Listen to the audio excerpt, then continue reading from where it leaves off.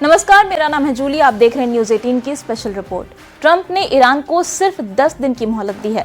Trump ने धमकी दी है कि अगर 10 दिनों में ईरान ने परमाणु डील नहीं की तो उसके साथ बहुत बुरा होगा। अमेरिका ने ईरान पर 3 फ्रंट से हमले का प्लान बनाया है। वहीं अमेरिकी कांग्रेस के दस्तावेजों से पता लगा है कि ट्रंप खाड़ी देशों में ईरान के कट्टर दुश्मन को एटमी हथियार बनाने में मदद पहुंचा रहे हैं। इधर इजराइल ने खामनेई के 100 जनरलों का डेथ वारंट मोसाद को दे दिया है।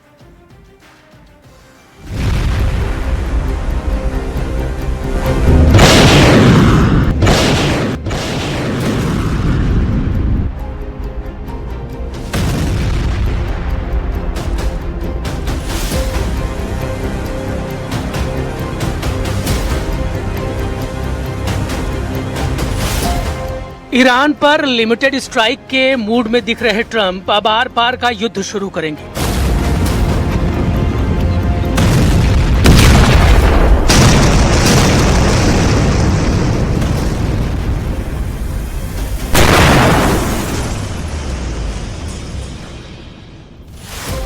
एक ऐसा युद्ध जिसका सिर्फ 3 मकसद है: ईरान में तख्तापलट, ईरान के एटम बमों को बर्बाद करना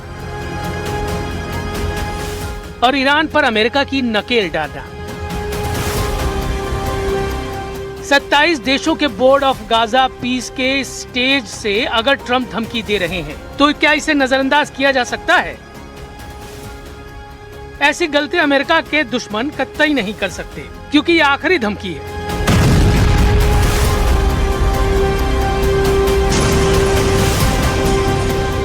ट्रंप ये बात 1000 बार कह चुके हैं कि ईरान को सरेंडर करना होगा, ईरान को एटमी अड्डों को बंद करना होगा। ईरान के पास कोई चॉइस नहीं है। अगर ईरान ट्रंप की नहीं सुनता तो महायुद्ध होगा। They cannot continue to threaten the stability of the entire region, and they must make a deal. Or if that doesn't happen, I maybe can understand. If it doesn't happen, it doesn't happen. But bad things will happen. Iran पर 2 तरफ से बम बरसेंगे। एक front से America फोड़ेगा, दूसरे front से Israel दहलाएगा। लेकिन Trump चाहते हैं कि एक और फ्रंट एक्टिव हो, जहां से नेटो देशों के हथियारों से ईरान को पीटा जाए। इसीलिए अमेरिका की तनी मिसाइलों का ट्रिगर नहीं दब रहा। इसीलिए सुपर पावर के जंगी लड़ाके वेट एंड वॉच कर रहे हैं। इसीलिए ट्रंप 10 दिन का समय ले रहे हैं। ये डेडलाइन ईरान के लिए भी है, नेटो देशों में अमेरिका के विरोधियों के लिए भी है, क्योंकि ईरान तो अब युद्ध से बच नहीं सकता। इजराइल के पीएम बेंयामिन नेतन्याहू ने आयतुल्लाह अली खamenei के नाम पैगाम भेज दिया है। इजराइल सबसे बड़े दुश्मन के खिलाफ अपनी पूरी ताकत झोंकने जा रहा है।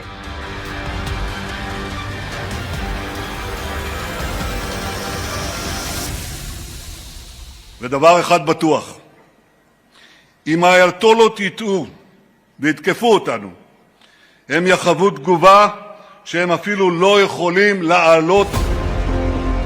ईरान पर बढ़ रहे प्रेशर से इजराइल खुश है। अब तक इजराइल के सारे दांव सही चले हैं। युद्ध भड़का तो इजराइल का मकसद सबसे पहले खamenei के परमाणु प्रोग्राम को खल्लास करने का है। लेकिन ट्रंप ईरान में तख्तापलट तक हमलों के मूड में है। इसकी वजह है खamenei का नाम सुनते ही उनके खून का खौलना। ट्रंप जब पहली बार राष्ट्रपति बने थे तब से वो खamenei सल्तनत को उखाड़ फेंकने की ख्वाहिश जता रहे हैं, मगर उनके मंसूबे लाख कोशिशों के बाद भी कामयाब नहीं हो पाए। लेकिन जनवरी 2026 में जब तेहरान जलने लगा, जब खamenei के खिलाफ आवाम सड़कों पर निकल आई, तब से ट्रंप को लगने लगा कि वो ईरान का घमंड अब तोड़ देंगे। हालांकि अभी भी यह ऑपरेशन इतना आसान नहीं, क्योंकि ईरान कोई अदना सा देश नहीं है। ईरान की अपनी हस्ती है, ईरान की अपनी सेना है, ईरान के पास अमेरिका से लड़ने का जज्बा है। खamenei के 100 जनरलों के सलामत रहते ट्रंप की जीत मुश्किल है। इनमें कई जनरलों के नाम भी किसी को नहीं पता, लेकिन जिन टॉप 5 जनरलों को ट्रंप का टारगेट माना जा रहा है उनके नाम जान लीजिए। खमनेई के सेनापति कहे जाने वाले जनरल मोहम्मद पकपौर ट्रंप की हिट लिस्ट में टॉप पर हैं। पकपौर इस समय इस्लामिक रेवोल्यूशनरी गार्ड कॉर्प्स के कमांडर इन चीफ हैं। दूसरे नंबर पर ईरान की मिलिट्री के commander in chief Aamir Hatami माने जाते हैं। ट्रंप का तीसरा टारगेट अब्दुल रहीम मुसावी है। ईरान की तीनों सेनाओं के चीफ ऑफ स्टाफ मौसवी ने 2025 में चार्ज संभाला था। इसके बाद जैसा बड़ा ओहदा उस पर उतना बड़ा खतरा है। जैसे IRGC एयरोस्पेस फोर्स के कमांडर माजिद मुसावी अमेरिका के टारगेट पर हैं। रेवोल्यूशनरी गार्ड के खुफिया विंग के कमांडर माजिद खादेमी को अमेरिका रेडार पर ले चुका है। मुमकिन है ईरान के टॉप जनरलों का सफाया अमेरिका और इजराइल के खुफिया एजेंट ज्वाइंट ऑपरेशन में करे, जैसे कि 2025 में युद्ध के वक्त हुआ था। तब इजराइल ने ईरान के 2 और कमांडरों को मारने का दावा किया था। इसमें एक कुद्दुस फोर्स के कमांडर सईद इजादी थे। सईद इजादी की हत्या ईरान के क्रूम शहर में की गई थी। एक अपार्टमेंट में इजराइल की एयरफोर्स ने बम से उड़ाकर इजादी का अंत किया। वहीं ईरान में IRGC के कमांडर बेनहम शरियारी को बेमौत मारा गया था। कमांडर शरियारी के पास हिजबुल्लाह, हमास और हुती को मदद पहुंचाने की जिम्मेदारी थी। खमनेई के जनरलों के साथ अमेरिका इजराइल सीक्रेट अड्डों पर तहलका मचाना शुरू कर सकते हैं। PM नेतन्याहू ने जानकारी दी कि इजराइल के दुश्मन फिर से सिर उठाने लगे हैं। कट्टर लड़ाकों को ईरान ने युद्ध में उतार दिया है। ईरान की रणनीति इजराइल को लड़ाका फोर्स से युद्ध में उलझाने की है, जिससे अमेरिका युद्ध में अकेला पड़ जाए। लेकिन नेतन्याहू गारंटी दे रहे हैं कि उनके पास ईरान के वॉर प्लान का तोड़ है।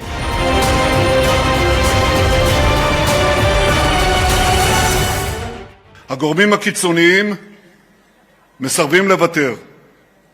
הם מתארגנים מחדש כדי לאתגר אותנו מחדש. איננו נחים על זרי הדפנה.